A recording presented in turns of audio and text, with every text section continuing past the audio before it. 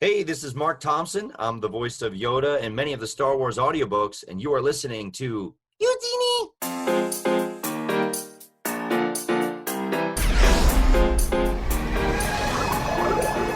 You're listening to The Living Force, Hello there. a Utini podcast. The negotiations were short. Episode 23, a conversation with John Jackson Miller. Felt a great disturbance in the Force. Here are your hosts, Hello there. Eric Eilerson and Dr. Charles Henkel. With no ado whatsoever, I'm going to say welcome to episode 23 of the Living Force podcast. I am one of your hosts, as always, Eric Eilerson. With me is one of the doctors, Charles Henkel. Hey, buddy. Hey, how's it going? It's going great. We are without Dr. Corey Helton this week, who is on rounds? Night shift.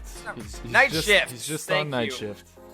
I don't know your medical term, but to replace him, we have a far better host in renowned author John Jackson Miller. Welcome to the show. Hey, glad to be here. All right. If that name sounds familiar to you, then you probably know anything about Star Wars. Just to run down a few titles that John has written, he has written Kenobi in Star Wars, A New Dawn, Knight Errant, Lost Tribe of the Sith, the Knights of the Old Republic comics, and more. And outside of Star Wars, you have written for Star Trek, Mass Effect, Indiana Jones, Iron Man, more at Marvel, and so many other things. But if we were to list everything, it'd be a far longer show. So we really appreciate you coming on to talk with us here for a little bit. It's my pleasure.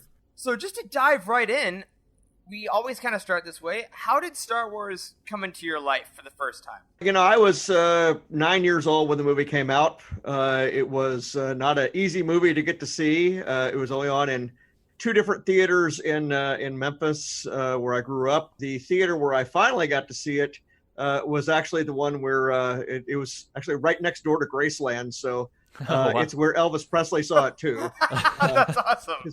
He would close the theater, or the theater would close for him, so he could see it at night. And it was a very strange theater too. Back in those days, the way that they decided that they were going to make a twin theater was basically to take a one screen theater and build a wall right down the middle of it.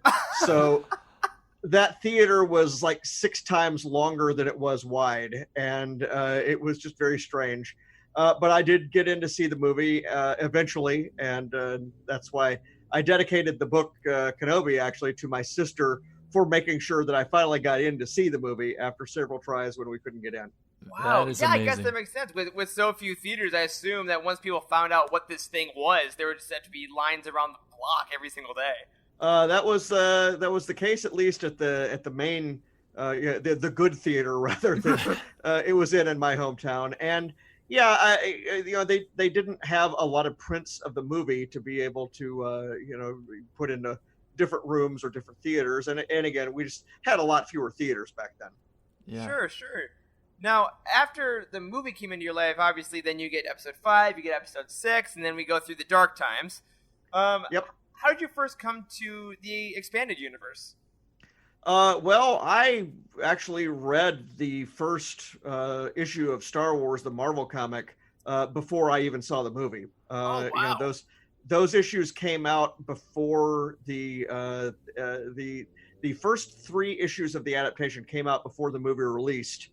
And actually, the ones that I got out of one of those 3 issue multi-packs that they distributed. A company called Western Publishing put them out under the Whitman label. The label's on the bag, not the comics themselves.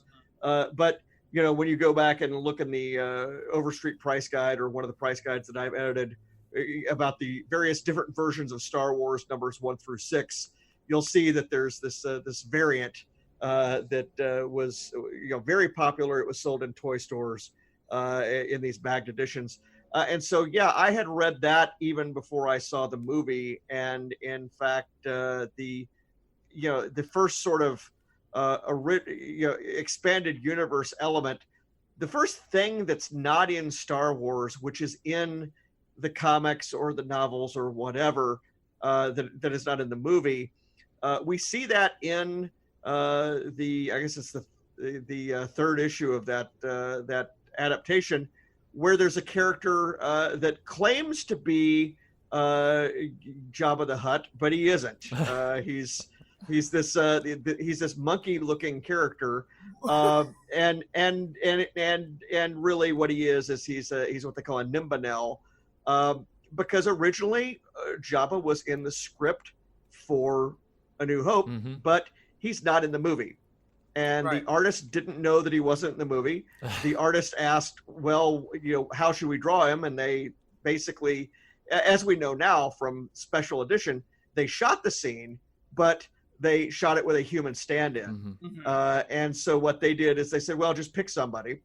And so he picked one of the Nimbanel figures, the characters that are I can't remember which action figure he corresponded to in the original Kenner toys. In fact, I don't think he had one. But that character in later years, because he became a running character in those Star Wars comics at the time. Well, sure, yeah. He appeared several times as what we used to call Monkey Jabba, and we called him Monkey Jabba after we realized that he wasn't the real Jabba. Which was obviously after George Lucas had decided he wasn't the real Jabba. Right. But still, we have these stories where this character appears. And so one of the fun expanded universe, level kind of things that happened is when they did the role-playing game for West End back in the 1980s. One of the things that they did, and I can't remember whether this was Pablo Hidalgo's idea. He certainly used him in a short story that he did, and there were other mentions of him. Used the Monkey Jabba character as a character that they explained him by saying, well, every so often he would act as Jabba's lawyer, as Jabba's accountant. He would go around. He would go around using Jabba's name. And I loved that whole idea, and I love that character, and that is why the representative of Jabba in the novel Kenobi is Mosep Benid. That is the name of that character. I was wondering if that's where this was going. And that is exactly where this is going. And when I wrote a short story not a short story, it was actually a novella for the Canto Bight book that came out a couple of years ago, he appears again as the sort of the mob accountant for Sturg Ganna, who is, if you read all the backstory of Canto Bight, he's the mobster that is not running the whole planet, but he's important. And so we were able to bring that character officially into the canon there in that book. So again, that is a deep dive. It's the sort of thing that is only done by the people who are enjoying each other's works and want to bring something forward. And that's really, the expanded universe, long before it had a name, where it came from was it came from the authors themselves borrowing ideas from other authors. The artists, the artist Carmine Infantino doing the Star Wars comics, putting a Imperial troop transport in an issue that's on Tatooine. Doesn't appear in the movie, but it's a Kenner toy. Everybody has one, and we put it in there. And that's sort of how that stuff grows. It grows organically. Ideas start being passed around between the various things, and then of course it all gets it starts to get codified in what West End does, and then they send Timothy Zahn all the West End books when he's starting to write Heir to the Empire, so he doesn't have to start from scratch. Right. And that's the birth of the EU. Yeah, that's incredible. I was not expecting to be 5 minutes into this and be talking about Elvis and Monkey Jabba, but here we are. That's what I do. That's amazing. Love it. That is amazing. So, we mentioned at the top of the show that you've actually written for a ton of really big properties, a ton of different licenses. Star Wars, obviously, that's why we're here today talking about this. We mentioned Star Trek, Mass Effect, Indiana Jones. What draws you to those kind of properties? Money. All right, Well, no, it is a job. It is a job. Yeah. I mean, this is something where it's invitation only, in the sense that you have to kind of have your passport stamp to be able to work in one of these universes. These are some very big toys that they want to make sure that you've got the ability to write about these characters and put the toys back on the shelf without damaging them at the end.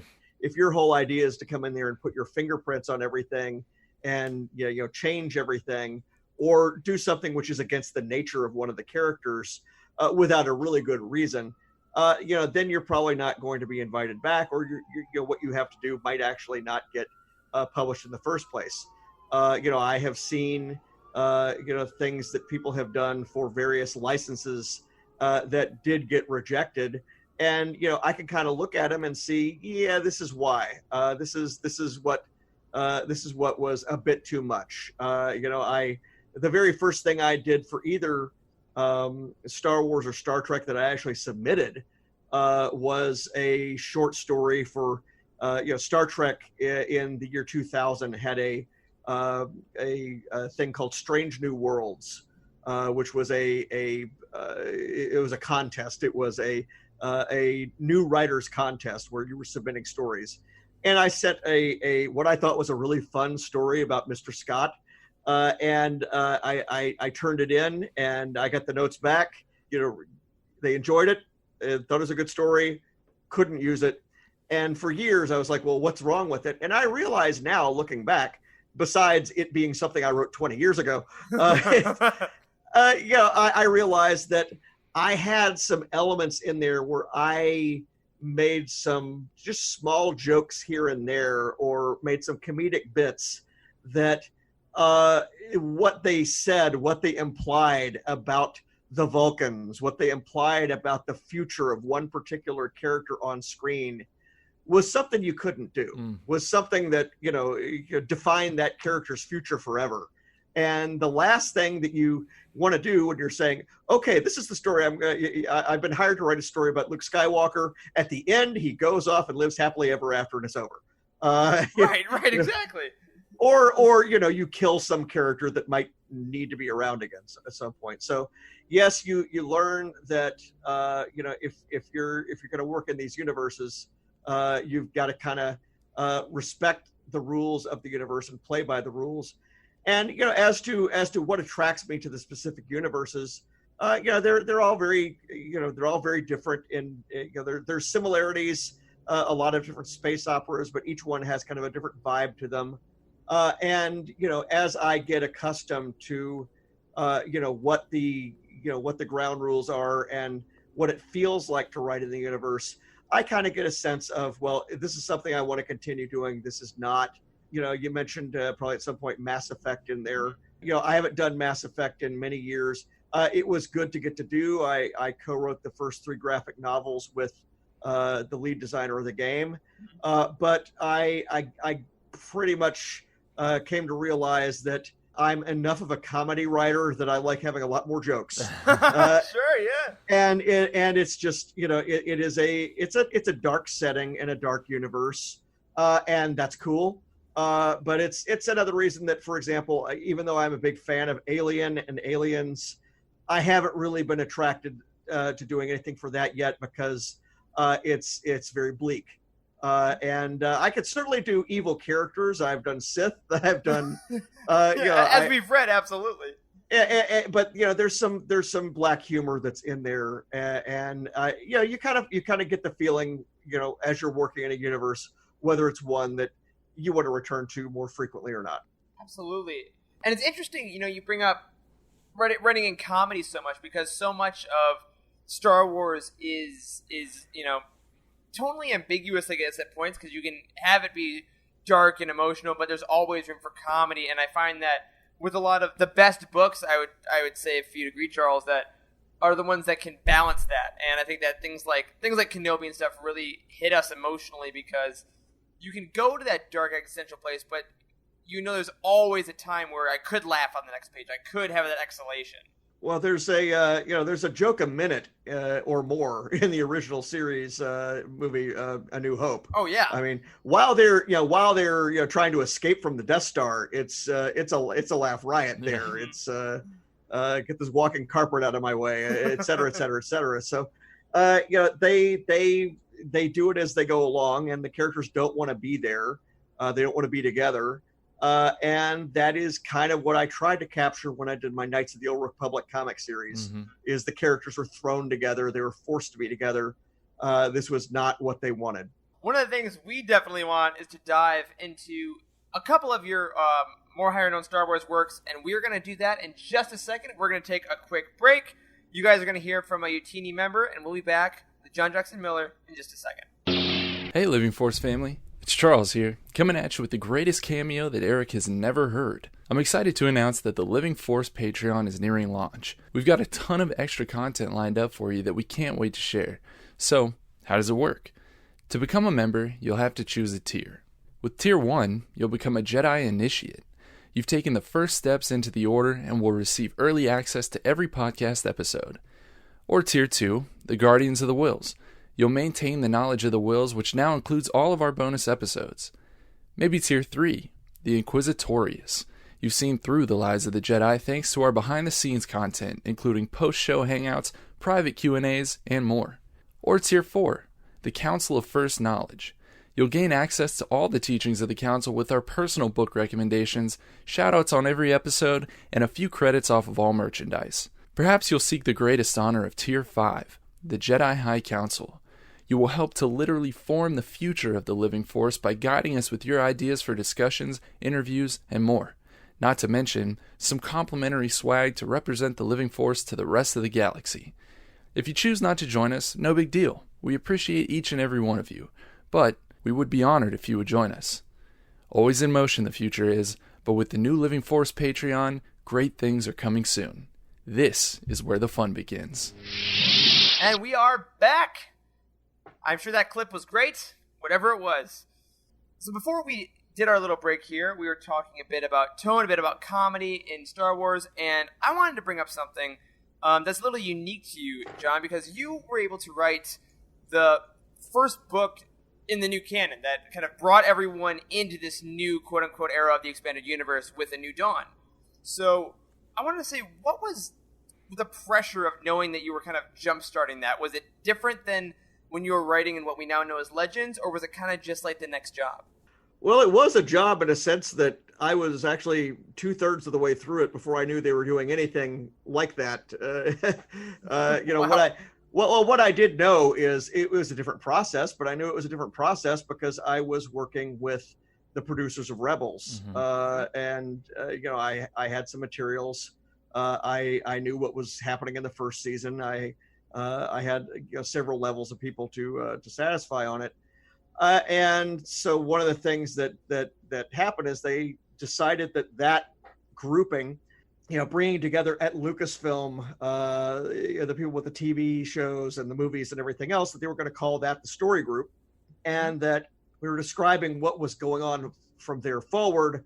Everything after that is a Lucasfilm story group production. Mm-hmm. And so, I was working with the story group, whether it was before it was called the story group or not, I can't say for sure. But Right. Obviously, work started on that book in 2013, and it was a month before Rebels debuted that our novel came out. Mm-hmm. So it was already showing sort of the proof of concept that we could do a book which dove deeply into the backgrounds of characters that had not appeared yet.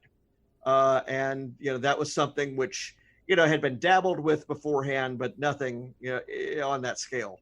And so as for there being pressure with it, most of the pressure surrounded after the announcement, Right, because yeah. it was something where obviously a lot of people cared, and I had already written a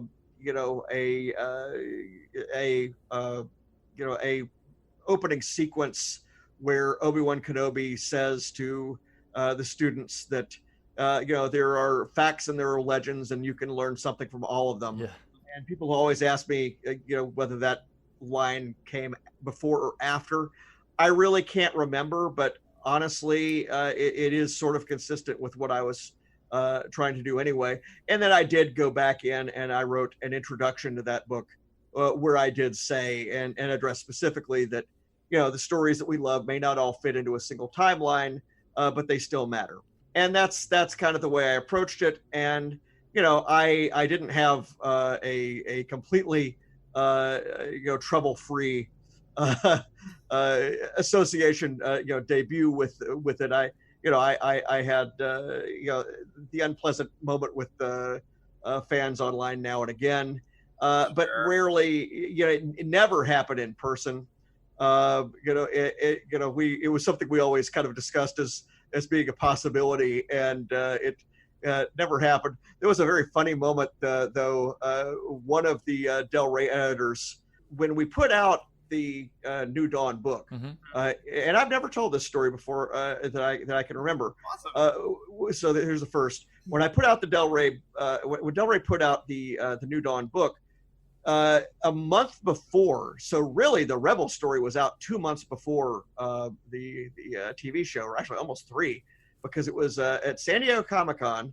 We did a special edition. It was a print run of 4,000 or 5,000 copies of a paperback version with a different cover of A New Dawn. And we had it out there, and I ended up signing 4,000 copies at 5 days. I was not golfing anywhere after that. And what was comical after that was that, by Wednesday night, after preview night, people are selling them on eBay for $80 each. Of course. And it's like, folks, these are about to be very plentiful. But we were always, certainly concerned about how things were going. And in one of the boxes where these books had been hurriedly printed, there was a copy of New Dawn that had been massacred by the printer. It was actually cut in half, long ways. Oh my God. So it was like a book. It had all its pages, but the pages were about an inch across. And one of the Del Rey staffers was away from the booth and texted, "How are things going?" And one of the other staffers took a photograph of the book and said, "You won't believe what just happened here. There was a guy in a samurai suit, and he came in screaming about the EU, and he just chopped one of the books in half right in front of John and threw it at him." And that person responded and said, "Did we call security or whatever?" But we let him off the hook. But the good news is, that obviously did not happen, and fortunately it hasn't happened since then. There would be, somebody came up to me and said they were, and I would try to, obviously I didn't make the decisions about what to do. In a sense, it's like going to the McDonald's counter guy and complaining that they don't have Pepsi. It's not my department, Right, right. This is above my pay grade. I just work here. But you'll get people who have very reasonable questions, which you can kind of reason them out of. If you just get into the reasons behind the decision making. It wasn't that Disney wanted to just put its own imprint on everything. It was, you need to be able to tell these sequel movies without an opening crawl in episode 7 that is 40 minutes long. Right. Without saying, Han and Leia have 3 kids, but not anymore. Right. All of the good stuff, and by the way, Chewbacca, and and all the good stuff is already gone. And then, so there would be that question, and then there would be the other question that I got at a convention, which was, we never got to see the ending for all of these EU characters, and the answer is there never would have been an ending unless you're talking about something that while the books continued selling, there would have been more books. Sure. Oh, yeah, sure. And so unless a character is actually killed, there is every intention that character's story is going to continue one day. Yeah. Right. And even if they are killed, like, who's to say? Yeah, You and yes, you can understand in the case of a work where there's it's book 1 of 3 and books 2 and 3 never come out, and there's one example of that. Sword of the Jedi was never anything more than a proposal. And I don't know that there was actually even a plot. It might have only been just an agreed upon title. But even then, that wouldn't have been, I'm betting, the last story either. No. So it's sort of like, saying, these DC movies have rebooted, the Superman storylines. Well, there certainly would have been a Superman 5 in the movies if Superman 4 and 3 had been any good. Right, sure. It's just and so these characters, they live on, they live outside of and apart from what is written in comics, what is written in novels, what even appears in the movies. These characters, as long as there's interest in the franchise, there'll be more characters. And so I'm beginning to think that a lot of things are going to start evolving towards, you can either do as Doctor Who did, which is to figure out a way to make everything in the same universe, because we got time travel, and time travel is the trump card. Yep. And so they have a very seamless way of doing everything. Star Trek has been able to go in that direction. Star Trek is currently having those kinds of questions from fans as well, because there's a Picard series coming out, which may or may not be up against previous things that have already been said about the character's future. Right. But there's time travel in that universe. Star Wars didn't have time travel, so they didn't have that option. Increasingly, though, I'm beginning to think that the way that people are going to begin looking at these things is kind of the way that James Bond has done it in the movies. And that is that the stuff that counts is the stuff that we want to have count. And as far as, whether, these are the same or different James Bonds and whether they all happened or they didn't, it depends on what we want to have happen in the story. Yeah, I mean, what serves the narrative? Yeah. Skyfall's got the Aston Martin car from Goldfinger. Does that mean that Daniel Craig encountered Goldfinger? Well, maybe. And that's something that we really like to preach here, because we are all about the expanded universe, legends and canon and all of it put together. And it's just like what you like and walk away from that with happiness and enjoyment. And, if you don't prefer something, then just move along. It's pun intended, but there's really nothing to be so up in arms about. But I do have to ask you about one of my particular favorites that you've already talked a little bit about, but a book that is near and dear to my heart. You can see it behind me on the bookshelf with Jedi Master Obi-Wan Kenobi's lightsaber. No surprise here. I want to talk about Kenobi. I wonder why. Yeah. Well, no, I mean, genuinely, yes, there is some news that has come out recently involving Kenobi, but that's fine. My social media feed has lit up every 5 minutes for the last 6 years. Yeah. Every time there's been any mention of any future for the character involving the actor, and every time it happens, we sell a bunch of books. Yeah. And I'm happy for that, because it's awesome. Get a good book. Yeah. So and there has certainly been a massive resurgence recently in terms of news, just with what's been announced from Disney Plus, and we're going to stay away from all of that news. But I do want to talk about kind of the source material that has fans excited in the first place in this novel. So, I mean, what was it like for you getting to write for such an iconic character, someone that is beloved by multiple generations now? And what kind of set that book and that character apart from other projects that you've done? Well, a major thing is the length of time that was involved in getting it into print.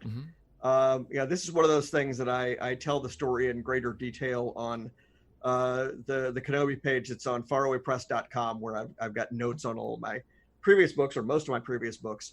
But I get into the fact that it was originally proposed in 2006 as a original graphic novel.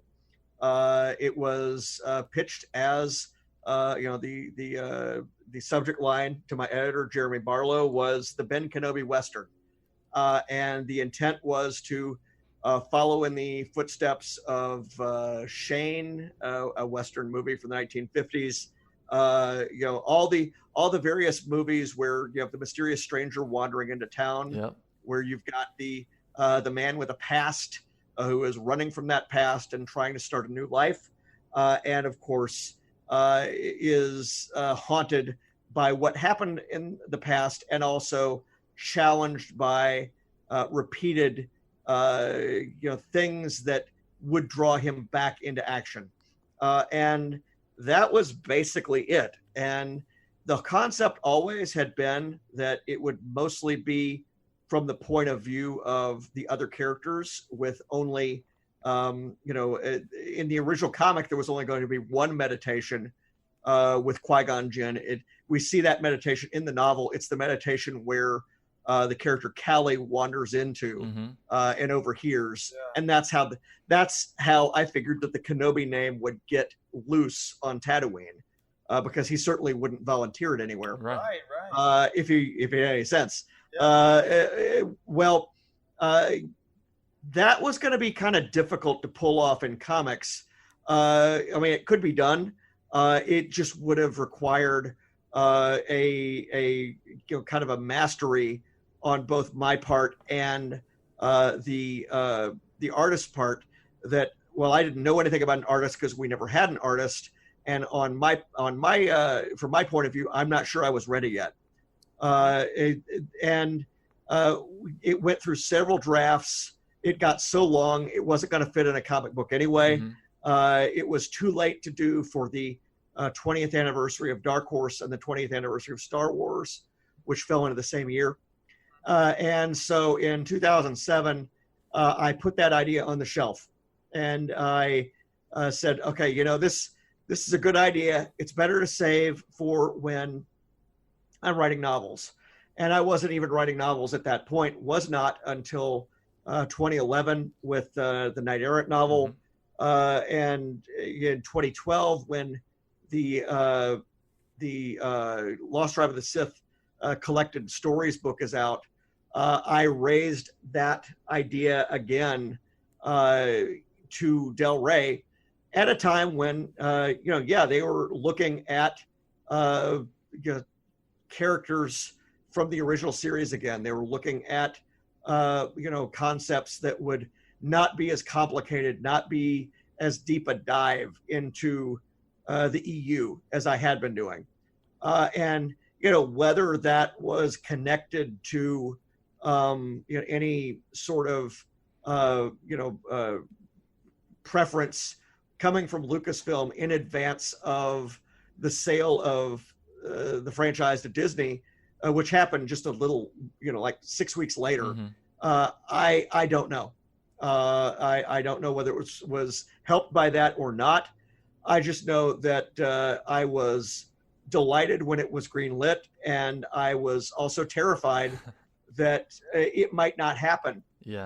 Because fairly close to right away, Ewan McGregor was out there saying he would be happy to go do movies or TV shows again too, or not even TV shows. It was still movies at that point.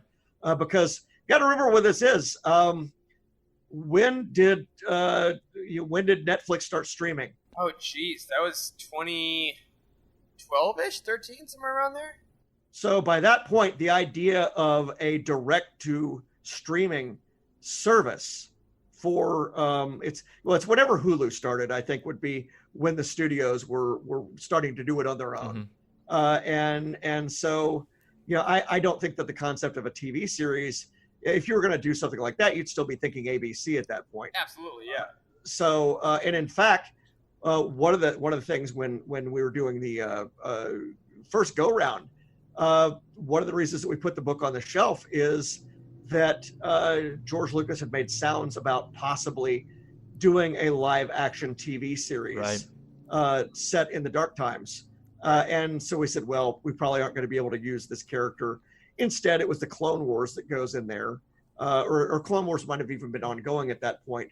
But then Clone Wars does, sort of start filling in some blanks. But yeah, I mean, when I'm writing Kenobi, that's during that period where the buyout has been announced, but it's not yet clear what they're going to do with any of the movies or TV shows or or networks or anything. And so right up until when that book is printed, I'm still a little edgy. Yeah, I would assume so. Because again, there's a pecking order, whether there is in the EU or whether there is in the franchise, in terms of this being more important than that. It's obvious that a novel is seen by people in the tens of thousands, whereas a movie is seen by people in the tens to hundreds of millions. Sure, right. Yeah. Now, did you, since it was so close to the buyout, did the words like, legends, canon? Because, No. Yeah, so nothing was being thrown around. So what was the first? No, and we were never talking canon before then either. Sure. And that's that. I mean, except to the extent that Lucasfilm had sort of given this distinction between G canon and C canon, wherever they all were, whatever had been illustrated for by Leland Chee for the purposes of the people at Wikipedia, that there is sort of this distinction between what George has said and then what we've said, and anything that we say is overruled by what George said. And then there's the stuff that's sort of conjecture that's not even there yet. But yeah, no, I mean, certainly no. I mean, it was simply that it was not that my story might be overruled. It was more that, you wouldn't want two things in the competing space. Sure. Right. Yeah. And we actually, we put Kenobi in our, foundational 5 books on Utini. We'd say if you're just getting into the books, here's the 5 to start with. And we put Kenobi in there, obviously for its quality as a whole, but I think that the fact that you don't need to know about the Legends timeline, the canon timeline, whatever it is, because it's such an individual story. Of this character. You only have to have seen Star Wars, and it's not even necessary to have seen Episode 3. Yeah. Yeah. Absolutely. Which is fantastic. And I have so many questions. I know we're definitely going to be respectful of your time. I could probably talk to you for hours about Kenobi specifically, but I'll spare you that, and maybe we can have you back sometime. But one really big question that I've always had, and I'm really pleased that I have the opportunity to ask you, is I thought it was a really interesting decision to have all of those meditations with Obi-Wan, hoping to commune with Qui-Gon throughout the book.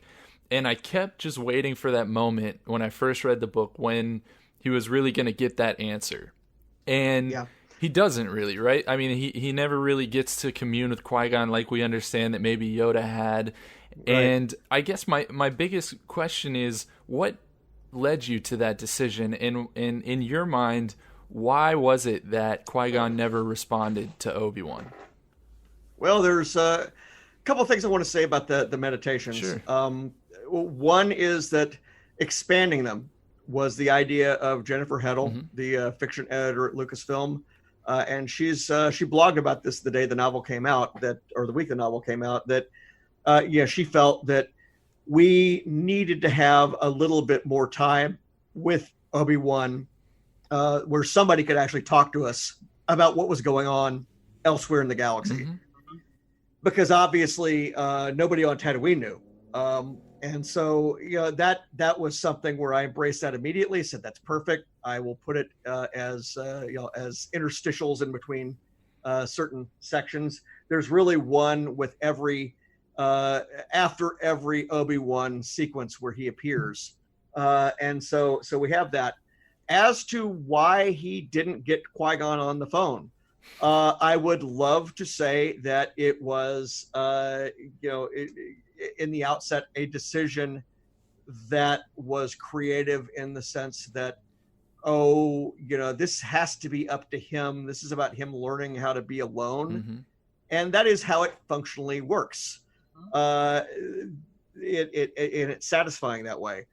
However, if you read the Kenobi page on farawaypress.com, you'll see that there was a book called Dark Lord that James Luceno had written, where Obi-Wan Kenobi discovers who Darth Vader is while he's at a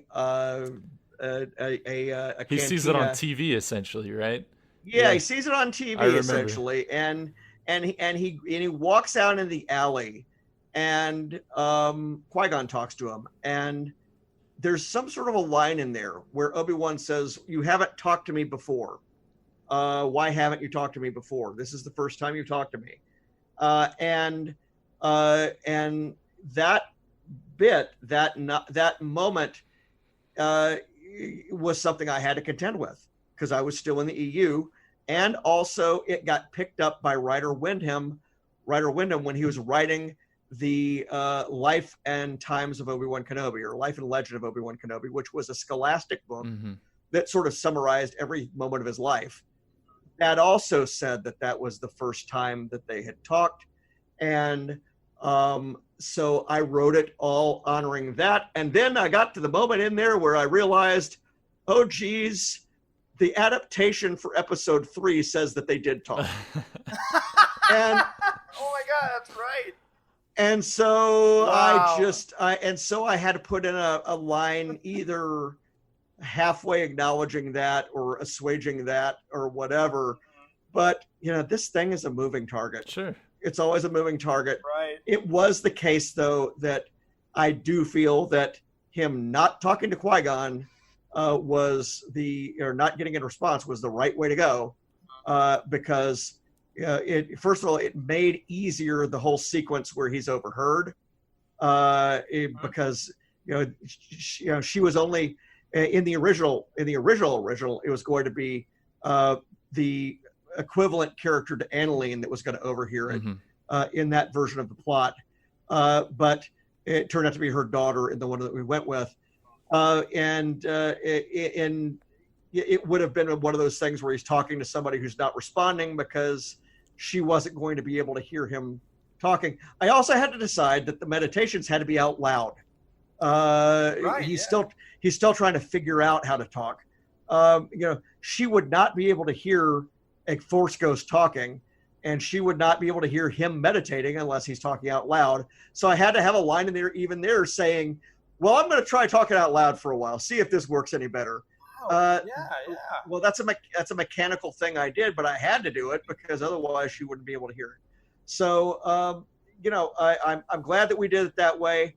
I absolutely ripped off for myself the idea of the meditation as sort of an interstitial in the most recent novel I have on the shelves, which is a great book for people who have not read other Star Trek novels or even seen the Discovery show, but just want to find a place to get into it. A book called Star Trek Discovery, The Enterprise War, is about where Captain Pike and Spock were during the first season of Discovery, where they were during the Klingon War. It doesn't matter if you haven't seen that season because those characters haven't seen it either. They were away someplace else in their own war. Spock is isolated for most of it, and of course he's a loner. So we have these multiple meditations where he is talking to himself, not to Qui-Gon. That would be very strange. But where he is elaborating on his thoughts. And these moments are in the book throughout, and I figure, hey, it worked once, let's do it again. Why not, right? It was so successful, obviously. Well, that's awesome. Now, as Charles said, we could go on forever, but I do want to let you get out of right here for a second. We have one more thing I want to ask you, kind of related to this in a way. Obi-Wan and Kenobi, such a part of it is about his legacy and what he's leaving behind and what the Jedi meant and all this kind of stuff. And we tend to ask guests that we have on this show, and we're going to do the same to you, what would you like your legacy in Star Wars to be? You've added so much, both to the legends, the canon, just all these different stories. You've added so much perspective and so much interest for fans. 10, 20, 30 years down the road, what would you like your personal legacy to be in this universe? I feel like I served the role of a scout leader, leading the kids through the forest. I've referred to various franchises as being like national parks where you try not to foul them up. And I guess what I'd like to say is that I tried to lead people on some fun adventures in whatever the franchise was. that I tried to make sure that I had fun and that they were fun for the readers as well. Hopefully also, they were maybe a little smarter after they got done. I'm not somebody who ever, in my online personas or at conventions, I don't share a lot about what I think about the world or anything else, except in my books. And it might not be my thoughts. It might be some other character's thoughts. I might be playing the role of a different character in history when I'm having these thoughts. Right. Right. I try to use this tool that is science fiction, that's fantasy, that's comics, whatever it happens to be, to kind of bridge the divide between people, and certainly educate, but also to entertain them. This thing is all about prolonging the experience that people had when they were watching the movies originally, when they were watching the TV show originally, even in the case of Star Trek. The tie-ins are all about expanding on the good feelings that you had, the good ideas that were there, and giving people who may be facing challenges some additional solace. That's kind of the nobility, if there is any nobility in what we're doing here. But otherwise, none of it makes any sense unless it's fun. And that's what I try to do. Well, it's certainly so been hopefully fun. People will say that, yeah, these stories were fun, and they still are. Absolutely. And speaking at least for Charles, myself, you have brought us a lot of solace, I can say. Reading your books, they've been fun. They brought me back to that theater, and I can't wait for them to keep doing that for years to come. So thank you. All right, much appreciated. All right, now before we let you get out of here, go ahead, tell our listeners, where can they find you online? Where can they order these great books? Where can they get more thoughts from you? Okay, a bunch of stuff that's out this year or has come out. The most recent Star Wars comic that I did will be out in October, I guess it is. That's the Star Wars Adventures Annual I did for IDW. That was the first Luke and Leia story I ever wrote. Oh wow! That's in a compendium called Star Wars Adventures. I think it's Volume 8. Pomp and Circumstance is the subtitle. But that is out. Then also out for Star Wars this year, Marvel put out the third of the Knights of the Old Republic collections. That completes the cycle of epic collections for Star Wars for the Knights of the Old Republic, so people can get that entire 1,280-page thing in these 3 editions. And so, also out this year, as I've mentioned, the Star Trek novel Enterprise War. I have another graphic novel coming out, a collected edition coming out later this year for the it's the comic series I wrote for the 40th anniversary of Battlestar Galactica, the original, and that will be out in stores from Dynamite Press. I also wrote a couple of original graphic novels that are in stores now for other Disney properties this year. I wrote original stories based on the movies for Dumbo and The Lion King. Wow. So those are out. Those are both out from Dark Horse, and those are a lot of fun too. And it has been already announced that I'm doing another Star Trek Discovery novel. So Man, when do you that's sleep? That's well, I haven't had much lately, so I'll be working on that. But people can find me on farawaypress.com. That's where all those notes are on the Star Wars and Star Trek books, as well as other things. They can find me on Twitter, JJMFaraway, and on Facebook as well. I'm just John Jackson Miller. And until then, next time, may the Force live long and prosper. Oh my gosh, that's the perfect end. On that, I gotta say we're gonna go out. So that'll do it, friends, for this week's episode of The Living Force. If you are new to this show and you enjoyed what you heard, don't forget to subscribe to us wherever you get your podcasts, and tune in every week to hear mostly just us at Utini talk about the Star Wars Expanded Universe. Go ahead and leave us a review on iTunes to help people find us, and head over to utini.com for reviews, articles, and book profiles on every single story, some written by John Jackson Miller in the Star Wars galaxy. If you're looking to buy some of these books he just talked about and you want to help support the show, go ahead and look up those books on Utini. Click the Amazon link on the profile and we'll get a couple cents to help keep the lights on. If you'd like to help us out more directly, you can find us on patreon.com/Utini, where you can join our lovely patrons. If you want your thoughts on this show, for a normal show, we will talk about them. Email us at livingforcepod@utini.com. Tweet at us at livingforcepod, or join our Utini Discord community by going to utini.com/Discord. Finally, you can find us hosts on Twitter. I am at Eric Eilerson. Corey is at DocStarWarsMD. Charles is at C. Henkel. And a special thank you, as always, to Matt Davenport, our amazing editor, Freddie, our producer, Wes, our community manager. Thank you to John and Charles for podcasting with me today. And as always, may the Force be with you and prosper.